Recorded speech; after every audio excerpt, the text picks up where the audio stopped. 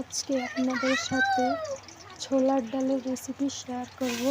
এই যে একটা প্রেসার কুকার নিয়ে নিলাম, দিয়ে দিলাম গোটা মশলা, 2 টুকরা দারচিনি, 3-4টা এলাচ দিয়ে কিছুক্ষণ তেলের ভিতর ভেজে নিয়ে দিয়ে দিলাম আদা, রসুন, জিরা, পেঁয়াজ সব কিছু পেস্ট করে রেখেছিলাম আগে থেকে। সেইটা দিয়ে দেওয়ার পর দিয়ে দিলাম চেরা কাঁচা লঙ্কা, দিয়ে কিছুক্ষণ মশলাটাকে ভেজে এখন দিয়ে দেব গুঁড়া মশলা, দিয়ে দিলাম হলুদের গুঁড়া, দিয়ে দেব মরিচের গুঁড়া, দিয়ে এখন মশলাটাকে ভালো করে কষিয়ে নেব।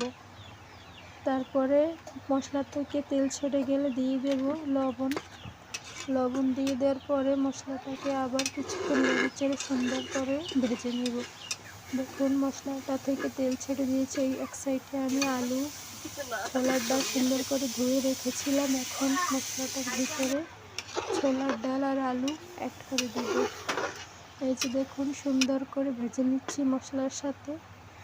তারপরে এই তো 2-3টা সিটি ওঠার পরেই সুন্দর করে ঢাকনাটা খুলে নিলাম। এই যে দেখেন ডালটা কত সুন্দর সেদ্ধ হয়েছে, খেতেও খুব সুন্দর হয়েছে।